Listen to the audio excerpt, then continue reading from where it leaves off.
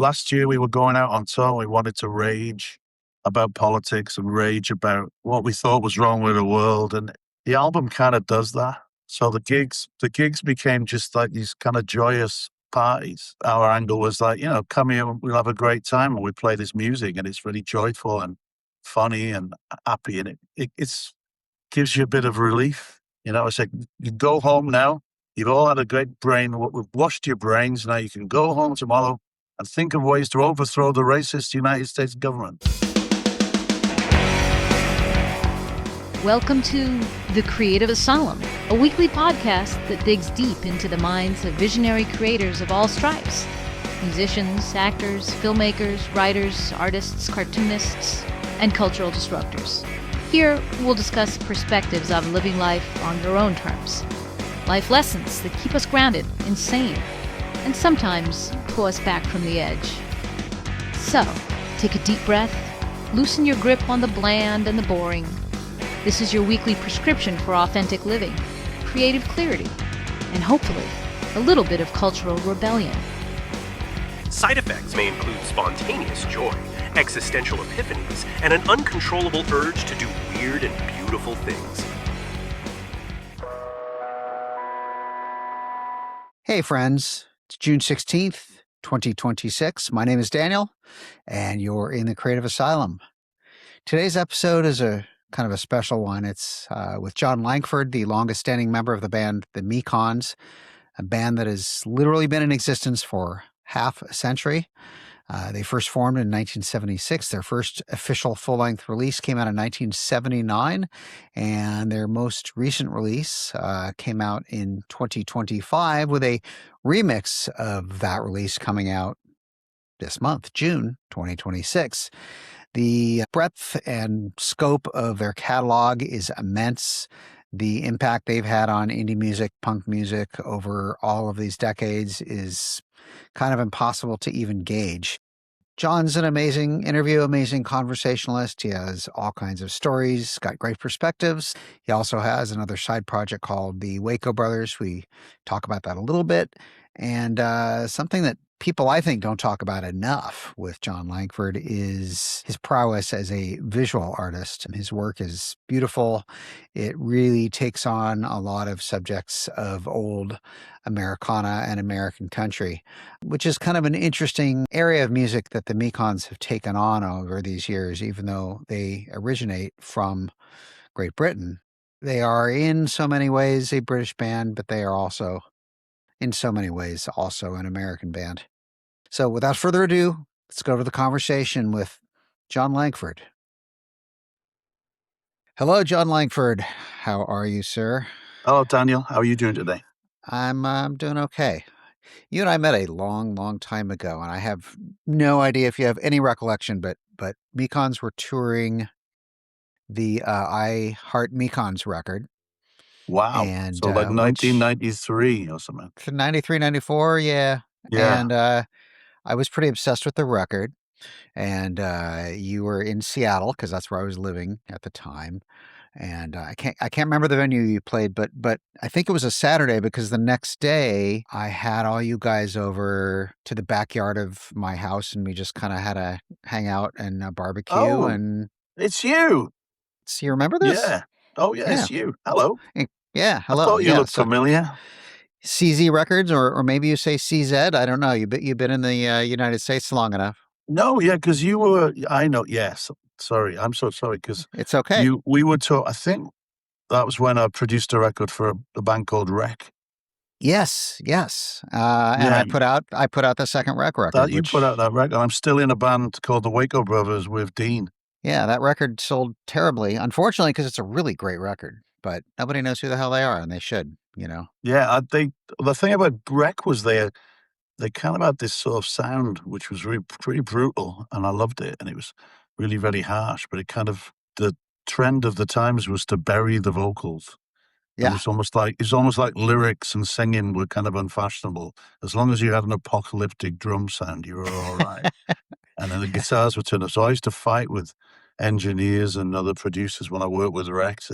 I think his lyrics are quite good. Why wouldn't we want to hear them? I was going to ask you what the status of Waco Brothers is, because I'm aware of that project or band, or I don't even know. Like with Mekons, for instance, do you call it or think of it as a band or a project or a collective or all of the above? I think with Mekons, it's definitely a sporadic thing because of the geography of everything. People are scattered. People, it seems to have come more back into focus now because a lot of people had lots of responsibilities like jobs and kids in their lives, and now the kids have kind of moved on. That's how old we are. That's how old we are. We've reached that point. Yes, indeed. Yeah. And so last year was a really, really busy year for the Mekons. So I would say last year it was like being in a real band again. Actually about 3 months of sitting in vans That was with the release. with That was horror. Yeah. with horror. Yeah, which is an absolutely spectacular record. Thank you. I mean, if you want my opinion. Oh, well, we're very happy with it. It was a long time. It was a long time coming because of the pandemic, and then I don't know. It was just after the pandemic, it was really, really, really hard for the Mekons. I think for everybody. Well, I'd say a band like the Wacos, we were kind of like in Chicago mostly, and Right. we could kind of like do these kind of guerrilla things. Even the day they sort of shut down South by Southwest and said everything, you couldn't go out. We went to my painting studio and did like a live stream. I think we were kind of almost a little bit ahead of the game then, but Yeah. we started trying to just do something, do anything, but did a bunch of events with local clubs in Chicago to try and keep them going. It was, looking back on it, it was a time of, there was a real depressing aspect to it, but then there was this Yeah. invention that was going on that made everything into like a kind of art project. So I think we stopped thinking of ourselves as bands at that point, and it was just like, what can we do that makes sense? That's cool, and it brought us to a lot of different realizations. With the Waco Brothers now, they've sort of main events of the year. Dean was living in Louisiana, and he started a thing called Waco's at the Whirly. So we do like a little mini festival. The Mekons had done that before the pandemic with Mekonville, but we're doing one this year, sort of the month before Waco's at the Whirly. The Mekons are in North Wales doing something fairly similar at Port Merion, where they filmed The Prisoner. So, and it's kind of gratifying because these things, they're small and manageable, and they tend to sell out almost immediately. It's an antidote to sitting in a van and driving around and being somewhere where no one likes you on a Wednesday night, which is the bulk of my life was spent doing that. I rewatched Revenge of the Mekons the other night. Don't we look young in that? God, we look young in that now. I suppose we do. I don't know. When it came out, I thought we looked old, and now we think we look young. Right. Well, it was 13 years ago. It's a really enjoyable documentary, and there were some good chuckles, and one of them was actually putting out a record called The Curse of the Mekons, which still gives me a proper gut laugh because it is such a kind of a sardonic approach to a lot of what you've experienced over the years. But I was thinking about the fact that, like, you can say you go all over the place and you tour places where people don't like you, or there's always this curse or something. But I also wonder if that curse is at the same time kind of a blessing, and if by some stroke of all of it is also part of why you've had such incredible longevity. Because, Mekons have been around for like literally half of a century. I was 19 when I joined the Mekons, so that's not just a part of my life, that's most of my life. So. Right, which is astounding. I mean, so few bands can say that. I would say there's reasons for that longevity. Is that there were 2 points where we were on major labels, and there was a lot of expectations and a lot of decision-making powers kind of given up in an effort to make the Mekons something of a career that we could actually make a living wage out of. And those were the two, although they were very productive times, I think, I look back on The Curse and Rock and Roll as really good albums, but that was us doing something in spite of the situation we were in. Right. But inside we felt disgusted with ourselves, like we were kind of corporate employees. It was, and both times we were on major labels, the band kind of disintegrated and scattered afterwards. It was too traumatic both times. So I think when you said we came up and but you're in your backyard, I remember that because Yeah. would Rec playing with us on that stretch? Gosh, I don't remember. I think we got thrown out of the Phoenix in San Francisco that year, and there was definitely members of Rec who were involved in that incident. So, yeah, that was a period when we were again, having to rebuild and decide whether we wanted to do it. And I moved to Chicago, and I literally thought I would not be playing music anymore. A&M had sacked us. They wouldn't put out the Curse. Blast First were putting the Curse out. There was some other company who were going to save the day and, make everything wonderful, and it never, ever happened. It was at one point we were signed to Weir Latina, which made no sense whatsoever. And we really just thought by about, I'd moved to Chicago. We really just thought nothing's going on here now. We might as well just let it. This is the end. And we got talking with Touch and Go Records. Which is probably, I don't know, that just seemed like such an interesting fit. Yeah. And you put out quite a few records with Touch and Go. Yeah, and Corey, he lives up in Seattle now, but he was. Oh, does he really? Yeah, he lives on on an island because when he meets me, I have to meet him off the boat, but I can't remember which island he lives on. But it was just this strangest thing, and we had 15 years of being in this kind of safe harbor where people liked what we were doing and supported us and discussed things with us sensibly and limited our kind of lunacy a little bit and kept us on the straight and narrow so we didn't just ruin everything. And it was a really great, it was a great 15 years. I would still look back on that as being like, wow, that was so productive. And the albums we made in that period, I mean, I'm really, really proud of them. We're going out now and we're thinking, well, we just played last year. We should play some different songs. And that's an era that there's the rock and roll A&M era, and then there's the Fear and Whiskey kind of Sin Records era. Right, and then there's whatever we're doing in the moment, like the latest album. So usually the sets kind of gravitate around that, and there's so much that we don't even dip into. So we've got a little bit of time. You have a big catalog to draw from.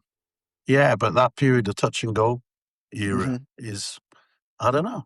It's not like we've ignored it, but it's just, it might not be fan favorite stuff, but there's things in there that I don't know, I really like, and we're going to be wheeling some of that stuff out. So right now, you and Sally, are you the only members that are living in Chicago? Yeah, there's me and Sally in Chicago. Dave and Eric live in California. Steve's in New York. Susie's in London. Tom's in Devon or Somerset. Maybe he's in he's in Somerset now. We moved from Devon to Somerset. I don't quite know where they begin and end though. But still in the UK. Yeah. Right.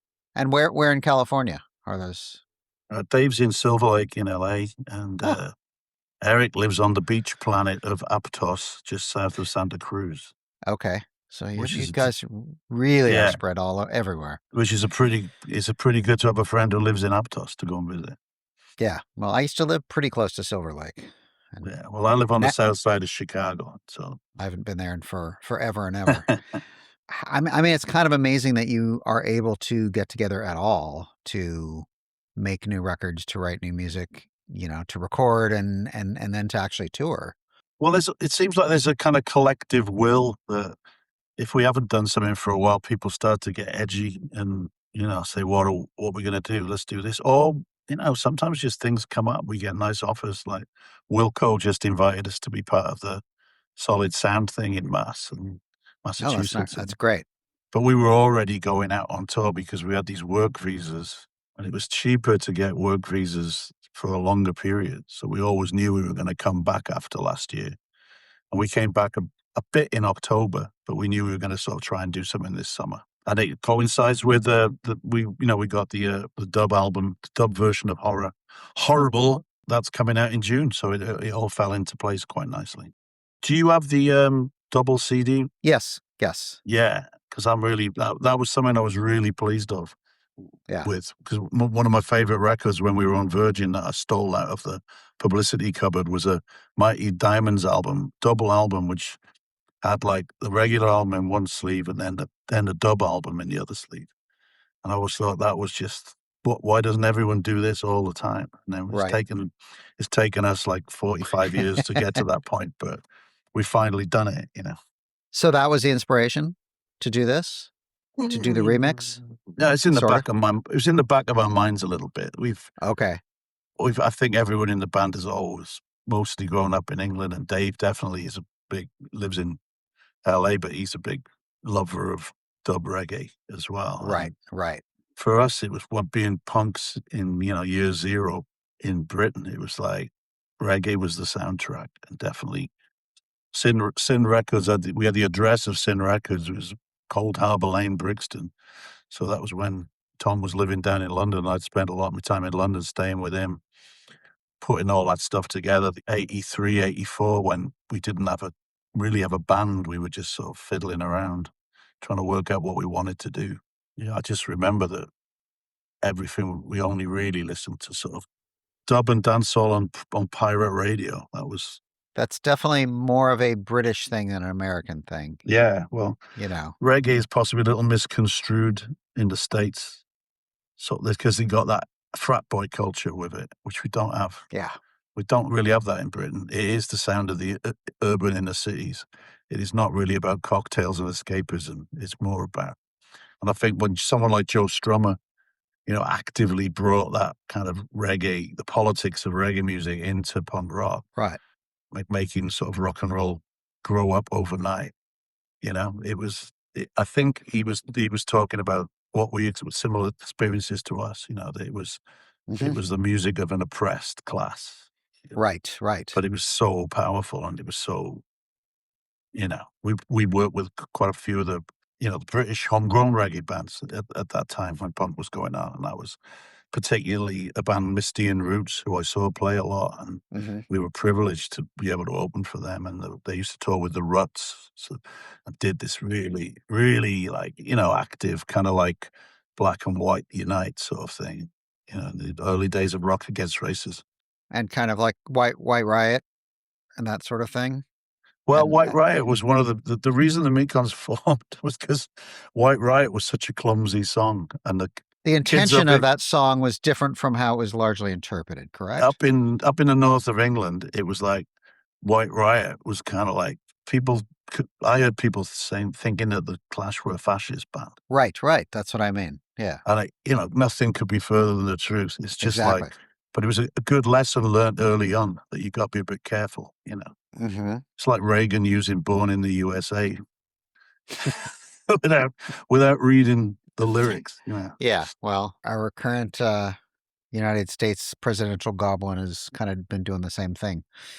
Yeah, Misappropriating songs and not even understanding like the complete irony of yeah, exactly. It was, well, irony and subtlety goes above the heads of bonehead thugs. So that is true. and the cynical and the greedy, Yeah. because they don't care. No. No. Well, what are your thoughts about that? I mean, you've been here a long time now and you've witnessed your share of nonsense and I don't know. Well, I I mean, moved here. I moved here. First time I came here, Reagan had just been elected. We thought that was the end of the world, and it was just the beginning of the end of the world. yes. And you had your own counterpart in the UK.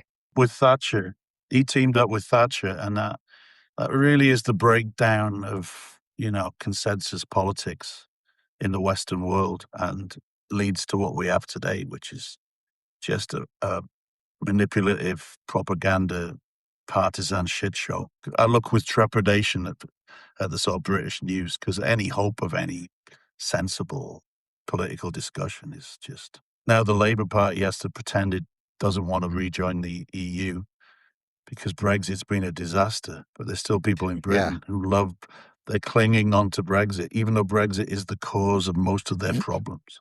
Right. Sounds like MAGA. It is MAGA. They got the reform thing. It's just a bunch of cynical rich people manipulating the basest, sort of racist, patriotic, in scare quotes. It proves quite popular. So their populism is popular. It's an easy answer, and it's a protest. Yeah, things are tough, but why get stupid people to run the place? I think populism is popular until it's not. Well, that's it. I mean, give these people a chance to be in government. It's like Reform made some inroads just recently at local council elections. You know, let's see how well they do talking about immigration when people want their potholes fixed, Right. Yeah. and get their bins emptied. They're not gonna be so great at shit like that. So, but I became a American citizen just after Trump got elected for the second time, Oh, yeah. and my attitude was, "It's just a struggle. It doesn't end." Well, it seems harder than it's ever been to me. There's a great Labour politician in Britain, socialist politician called Tony Benn, and he said, "It's this there's no final victory and no final defeat. It's just a struggle, Yeah. and the struggle will go on, so you better toughen up," you know? Yep. I think that's accurate Yeah. for And sure. that's my attitude to it. And really, I'm hideously ancient now, so I don't really care what happens to me. So I feel like I can say what I think. I can say I'm whatever I somewhere think. along those lines. I mean, I definitely sometimes bemoan the fact that I feel that the younger generations aren't out there fighting as much as I feel like they should be. But then again, where's it my place to? Or maybe they are. Maybe they are. Black Lives Matter was important to me in the height of the pandemic. I went out on the streets with these it was mostly organized by young people. It was amazing how Right. many young people were Yes. out on the Yeah. streets. Look, going on these No Kings things and, street demonstrations That's true. now. It's That is it's true. very different, and I have found an explanation for that yet, other than maybe they just feel so powerless that this system has crushed them so completely. I hope not. That's part of the goal of these kinds of systems is to try to Yeah, crush people so much so that you feel powerless and then you just give up and let them steamroll yeah, you. yeah, well, you know, I've been at it too long to comply or really give up, so I think you also reach a certain age where you've seen enough to realize why it's important to continue the fight because you know yeah. what the alternative will Well, be. it is a fight, and in the Yeah. end, Yeah. they always lose. Right. And I think that's critically important. Fascist regimes never last unless maybe you're North Korea or something, but I get these people say, "Where's all the protest music today?" There's plenty of protest music out there. I've asked that same question and I've realized I'm phrasing the question wrong. I don't think it's a question of whether or not there is or is not protest music. For me, I think the difference is that I feel that there used to be more of an organized movement from which protest music was being generated. And now I feel like it's more disparate. Like there are people individually who are protesting, but they're not as Yeah, when I think about Reagan and I think about all of the, Rock Against Reagan as a perfect example. And I just feel like there was a consciousness around protest and that the creative aspects of that subculture was just integrated as part of that. Does that make sense? yeah. I just think when we did things like Rock Against Racism in the '70s and '80s, it kind of achieved its goals at one point in the sense of, like, on the street. People came around to the idea of, like, a multicultural Britain and how bands like The Specials and Madness and all this were part of that. It was it was kind of a beautiful moment, but you have to keep doing it. You can't then go, "We've won, it's over." You have to keep on it. Right. We use what limited power and reach we have to keep addressing concerns that, we have. Right. With Mekons, you've always been considered a band who is, I don't know, call it a socialist band or a revolutionary band or whatever you want to call it. It's always been integrated into your music. Like for instance, on horror, songs like War Economy. And I'm like, this speaks to Right. me. Absolutely. And right now, even more so with Trump attacking Iran and all of that. That kind of content in Mekon's music, is that just naturally something that just comes through because this is who you are as people or this is who you are as a person? Or is it intentional in terms of like, we want to make sure that we deliver a particular message about something or create a certain awareness around something? I think there's a reason for doing what we do, and it's not always Yeah. we used to say it was politics with a small p. We used to steer very clear of anthemic manifesto type songs where we thought they were clumsy and could be subject to misinterpretation. He could be preaching to the choir.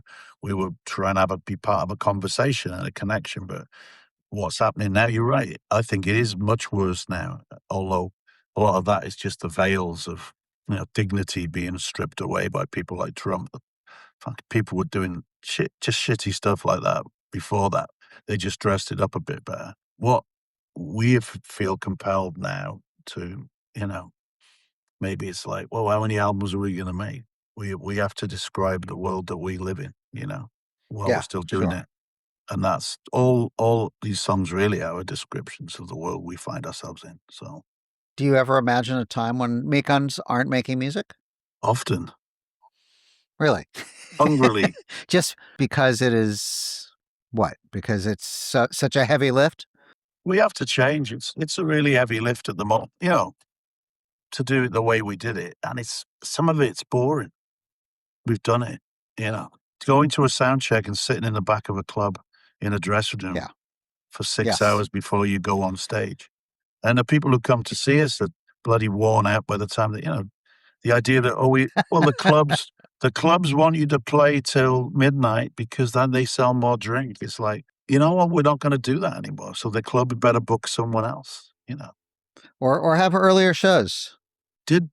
Earlier shows. And the pandemic did produce a lot of viable alternatives to the regular gig circuit. And although we really support independent clubs, we've always wanted to support independent clubs and do our best for those people, especially when they were threatened with extinction like they were. But also there's other ways for us to do what we do and to be more flexible and to be able to do, like, the Mekons couldn't do the solid sound thing.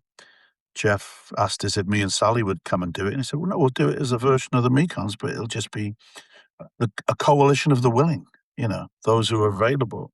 And it'll be acoustic and it'll be easy. We'll get in a car, we'll just come. It won't be like a big production. We have to put the wheels back on the dinosaur and drag it Yeah. across the country. We could be lighter and more. And I've enjoyed that as well. Like, house parties are a strange phenomenon. I did not ever like going out and playing just on my own, singing songs with an acoustic guitar on my own. I felt like a complete idiot. Now I kind of do it quite regularly. It's a great way of connecting directly with people. And do you feel differently about it now that you're doing that? I mean, Yeah, I love it. It's a great way to connect and tell stories. And people used to moan that we talk too much between songs. Now they moan if we don't talk enough. So it's kind of like, so that's all right. I like to be able to, look the audience in the eye, not be blinded by stage lights. That's a nice feeling. If you're enjoying this conversation, please make sure you hit that follow button so you never miss an episode. If you're watching on YouTube, please like this video, leave a comment, and if you haven't already, please subscribe. It's the quickest way to grow our channel, and it's absolutely free. You can also subscribe to our other channels on social media. Check out our Instagram at Creative Asylum CA, that's the letter CA, or on TikTok at The Creative Asylum, that's all one word. Our website is thecapod.com, and our Facebook profile is the same, facebook.com/thecapod. All right, back to the episode. Let's talk about your art for a minute. Oh, okay. Mekons initially met through art school, correct?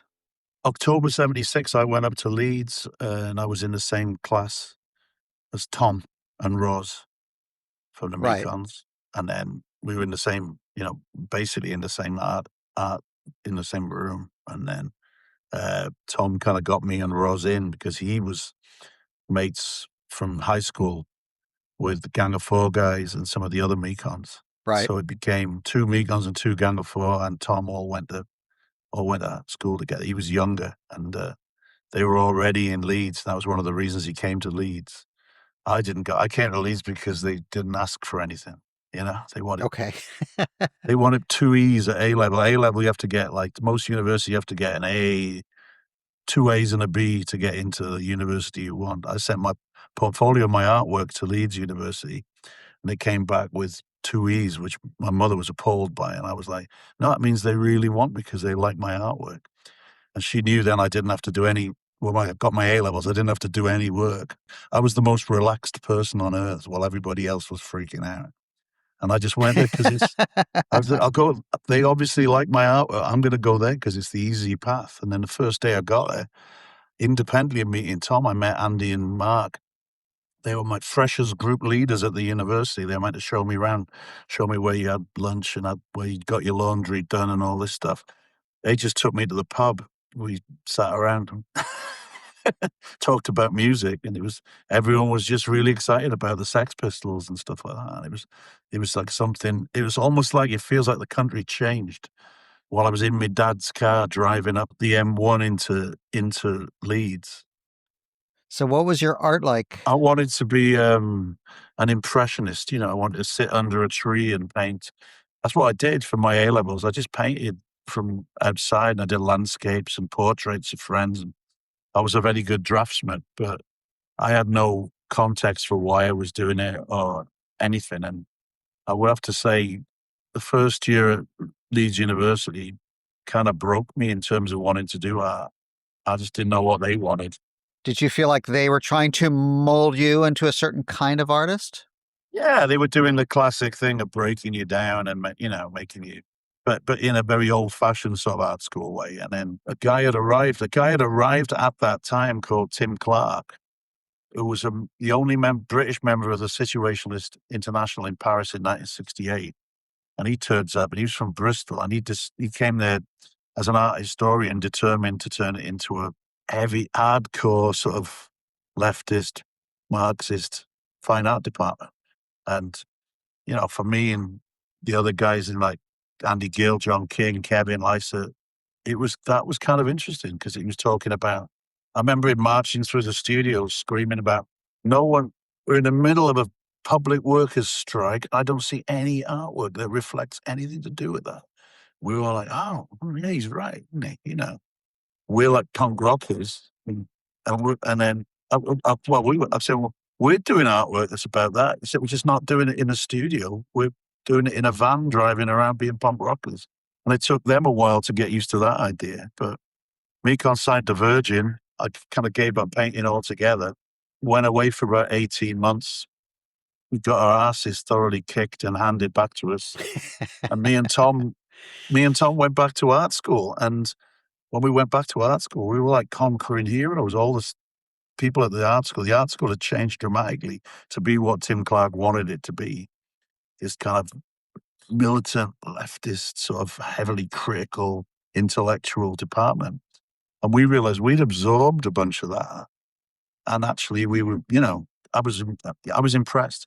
A lot of feminist sort of stuff, really, really interesting stuff that I think me and Tom are still very interested in to this day. Did you complete art school?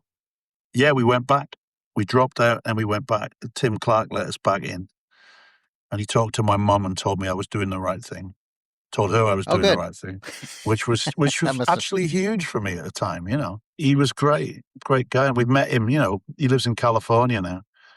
I think he went and taught at Berkeley, and then if we go to California, we run into him. Anytime he puts a book out, I buy it. He's an amazing writer and just inspiring guy. He was a great person to meet when you're 18 years old, When we were doing the band and we were touring, I really didn't do any art. I was doing some stuff, but it's like Mark Riley from The Fall knew I could draw and paint, so he made me do some things.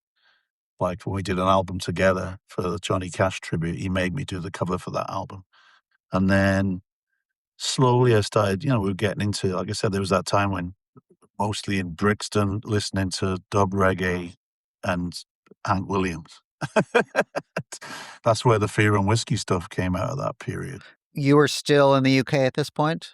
Yeah, and then by the late 80s, me and Mark Riley went to Nashville to promote that album, Till Things Are Bright, and we went to Nashville and couldn't believe it. It was like Nashville had kind of it was like a really run-down kind of ghost town, and they'd moved the Grand Ole Opry from the Ryman was boarded up. Yeah, Lower Broad was just, in my imagination, it was just homeless guys. It was Skid Row, tumbleweeds blowing across the street, like one old record store still left. it was like, wow. And we were like, I started making paintings about the death of this culture that we thought was kind of thoroughly alive. And every time we'd come over to the States, we'd search for this sort of classic honky-tonk culture. And met Johnny Cash, and he told me and Mark that he doesn't get played on the radio anymore. He'd been fired by his record company. He had a one-way bus ticket to Branson, Missouri. We go, oh, what's that, man? You know, that sounds awful. Didn't know what he meant. But it's like, that was that great time when they moved country music to the suburbs and, you know, Urban Cowboy, Yeah. put a cowboy hat on it. And all the greats were kind of cast aside. So I started making paintings about that. And that was interestingly in that period, you know, it sort of turned pretty fast. The work you do is, I mean, you've got a very, very distinct style. Did you kind of develop the style of the work you do at that time, or were you already kind of doing? Well, that was a lot to do with Tony Fitzpatrick. As I said, I was at a meeting this morning discussing an event we're trying to do to honor his artwork and his actual involvement in music, because he wrote songs. We wrote songs together. We made a couple of performances together where there was musical elements. He'd seen some of the illustration work I'd done on album covers. He made me go to his studio. In fact, I met him with Mark Riley at Graceland on that trip when we were kind of, you know, first time either of us had been to the South. We're wandering around the South. You know, a Mekon and an ex-Fall member trying to process the United States. We went to Graceland and Tony was there. It was kind of the weirdest possible thing. He said, next time you're in Chicago, look me up. So probably 3 years later, I looked him up and he made me become a visual artist. Gave me an exhibition, showed me how to etch, gave me all his free time and his etching press, gave me an exhibition where he wouldn't take any commission, you know? Wow, that's He amazing. did the same for me 2 years ago. I was down on my luck and he said, do an exhibition right here and I'll give you, and I was going, well, how much, you know, what's the commission? No commission. He had another gallery. He was always looking after people and bullying people into doing things, making people do things they didn't necessarily want to do, but they should do. And he did that for me. So, and that style actually came out of printmaking. I'd never really done printmaking at college to any great extent, and I'd never thought about it much since, except for like how you make album covers and things like that. But etching with, you know, that was fascinating to me. And That makes sense to me. It makes total sense to me. yeah, and I transferred those. I like the way when you make an etching, there's an end date. When you have a painting, it's like you could just keep on dabbing paint on it for the rest of your life and it never be finished. The etching thing had a right. Now it goes in the acid. Now we put the ink on it. It's done. If you don't like it, you're fucked. So it was a great process to go through. I told his kids after it, I know I'm not blowing smoke up your asses, but your dad changed my life, you know. He really did. And they were like, you know, they were kind of surprised that I said, no, he actually changed my life. You know, getting ready to do this podcast, I was like, I really want to get him on this. And then of course he passed. And I was like, He was a good talker. but if anything, it gives me more of a sense of intentionality in terms of like, all right, there's all these people that I need to have conversations with, because Yeah. I'm beginning to realize that, you know, like at some point I'm going to have had the wonderful opportunity of being able to preserve a conversation with somebody. And eventually, you know, that's going to be a remnant of like, they're not going to be around at some point. And I'm like, Yeah. well, shit, that sucks. But, you know, it's nice to preserve. Well, I'm planning to be around for a few months, so that's all right. I expect you'll probably be around for a couple of decades. I hope so. Yeah, I hope my so. Yeah. life's brilliant, and I should enjoy it. I'm very lucky to. I mean, I'm just thinking about this weekend being able to fly down to Austin and play with all these amazing musicians, honoring John D. Graham, and that was a really wonderful weekend. And I had a lovely time, and there's nothing to be. I mean, it's sad that he's gone, but that's a very natural thing people do pass. That's important to me. I don't want to only be doing that. And it was my son's 24th birthday and we went out and got pissed. So that was good as well. Because he lives in Austin now.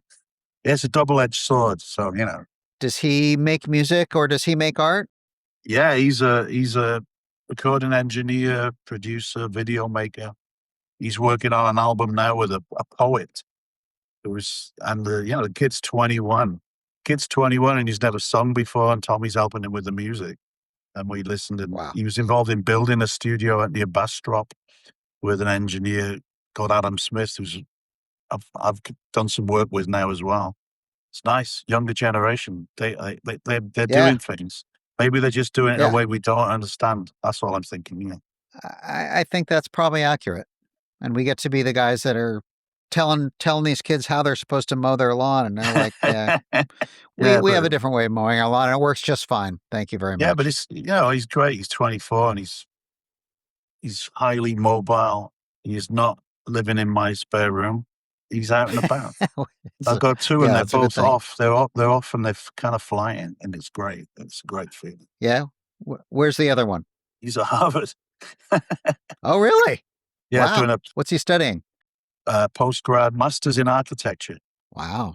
And I was That's lucky enough impressive. again. I mean, like I said, my life is fantastic because I had a gig Yeah. in Lowell, Massachusetts at the city town and city festival, which is, I think, Chris Porter, who books Hardly Strictly Bluegrass, does, because he's from Lowell, and Lowell's a great little industrial town up in the hills, textile town, like the towns around Manchester and Leeds. But I said, "Oh, I'm going to come in," and he was like, "Well, that's my final review on the Thursday," so I came in early. So I got to go to GDS in Harvard and sit around and watch my son be brilliant. It was great. That's amazing.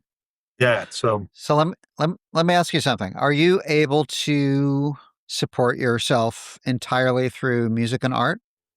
I feel I will be at some point. Okay, but you're still not fully there? There's some complications at the moment, but I will. Okay. Yeah. Actually, we sold a house, so I'm not paying for a house anymore. I'm Okay. living within my means. But yeah, I do Okay. support myself. I've supported myself and a family for 30 years, pretty much just on music and art.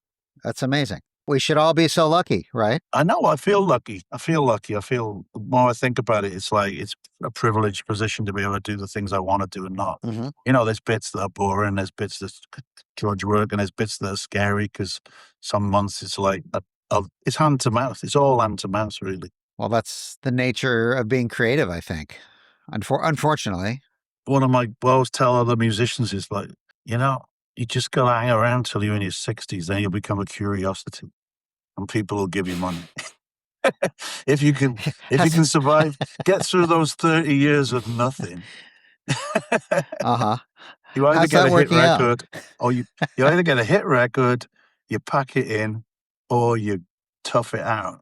And then I think that's what the Mekons decided to do. But we managed to balance it where we can do what we want to do. We've had great support from the people who come and see us. Really, really like us. There's only about 12 of them, but they really like us. I think there's probably a few more than that. The Mekons are absolutely beloved, I think. Last year we were going out on tour. We wanted to rage about politics and rage about what we thought was wrong with the world, and it's the album kind of does that. So the gigs became just like these kind of joyous parties. Our angle was like, come here, we'll have a great time, and we play this music, and it's really joyful and funny and happy, and it's gives you a bit of relief. It's like you go home now. You've all had a great brain. We've washed your brains. Now you can go home tomorrow and think of ways to overthrow the racist United States government. So, Yes. that's I'm all for it. Something yeah, needs to change. exactly. That's what is going on, and it's the onslaught of misinformation, gameplay, and just cynical trickery by these right-wing boneheads. It's to overwhelm us and to force to make us give up. That's what they want. They want us to give up. And everyone's got to find their own way of not giving up and finding a way of making sense to not turn their backs on their fellow humans. That's Margaret Thatcher said there is no such thing as society. And Greg Abbott has been repeating that just now. There's only individuals and families. There's no such thing as society. Or there's no such what's the thing that Trump is saying? There's no such thing as affordability. That's just it's like, oh, really? If that's what those people think and they can call themselves Christians, I feel really, really sorry for them. The levels of cynicism is so out of the box. It's like the manipulation and the cynicism and the greed. Yeah. The billionaires now, there's no evidence for them that they have any that there is any consequences for their actions. There are no consequences for their actions. So It doesn't seem like it, it definitely does not. So you are an innately creative person whose entire life is embedded in creating this, that, or the other. Where do you think creativity fits in terms of just fighting against all of this? well, I think that's why they're so keen on AI. Uh-huh. Interesting. Yeah, because it's not creative.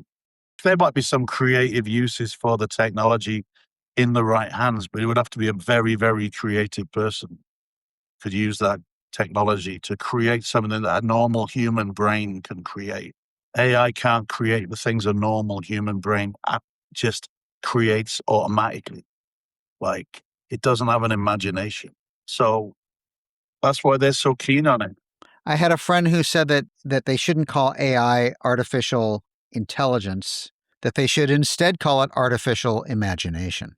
I don't think it has an imagination. I think they should call it artificial parrot, you know?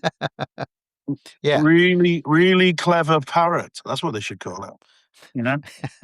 I don't think they can market it as well. I know. So we're winding down on time. Where do you see yourself going in terms of your art, in terms of your music? Anything in particular, or do you see where it takes you? I really thought I saw myself abandoning America and going Uh-huh. back to Wales. One of the few places where there are any positive political developments, I have to say, are in Wales, where the local elections and Senate elections just now, the government now is for the first time in 100 years, is the Welsh Nationalist Party. But their nationalism is a nationalism of inclusion. And they ran on a campaign of immigrants are welcome here and immigrants improve our economy. And also, they've linked up with Scottish nationalists who are to the left of the Labour Party, Sinn Féin in Northern Ireland, which is way to the left of the Labour Party. The Labour Party's in power now, and they're sending me Union Jacks with figures of how many people they've deported. And it's like, you're just dumb. That's not what's going to get me interested in you. Right. You know, they failed the working classes. They're betraying their notions of inclusivity. They're desperate to survive, and they've messed it up. But I went back there and I realized I've been in the States long enough. And I mean, not long enough. I mean, I've been here long enough to know that Chicago's my home, you know. I don't want to run away why would I run away from something at my age, you know? Like go, oh, this is all too horrible and terrible. You know, just my attitude is got to bring it on, you know. We go out protest, we do whatever, we make music, we raise money for like ICE. We went out looking for ICE agents one day. God knows what would have happened if we'd found them. But you know, it's also skewed. I fell off the political map when I came here, so there's not really any name for my politics over here. So it's Well, you do what feels right. yeah. In terms of your creativity, like what is it that just keeps you creating and producing? I like songwriting. I found that during the pandemic, I think a lot of people wrote their great autobiographies during the pandemic. You know, and I think there's a wealth of fairly worthless autobiographies knocking around now that I don't want to read, where people skew history in their own favor. And so I'm not very interested in that. Somebody said, you should write a book. You got so loads of great stories. I'm never going to write a book. No. I'm never going to do that.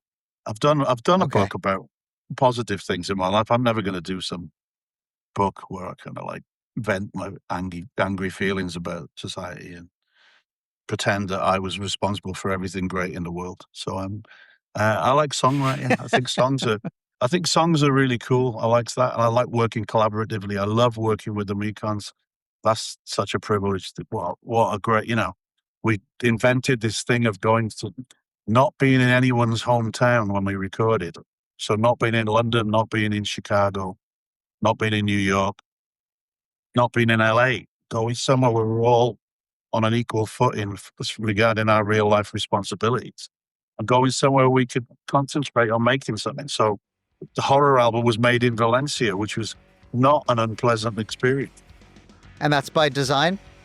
Yeah, and we were all together, and we can concentrate on it, and it's wonderful. And we've been doing that for quite a long time now, and I'm just, keep thinking about where should we go next? It's great. It's like a saga holiday or something, the old folks college reunion for angry punk rock musicians. Still angry. Yeah. Thanks so much for listening to this episode of The Creative Asylum. A quick favor before you go. If you liked this conversation, please be sure to follow and subscribe wherever you get your podcasts. New episodes drop every Tuesday at 10. You can find us on Instagram and on YouTube at Creative Asylum CA. That's Creative Asylum and the letters CA. Our website is thecapod.com. And our Facebook is the same, facebook.com/thecapod. Until next week, when we'll have a new conversation with another creative disruptor, stay creative in life and at work.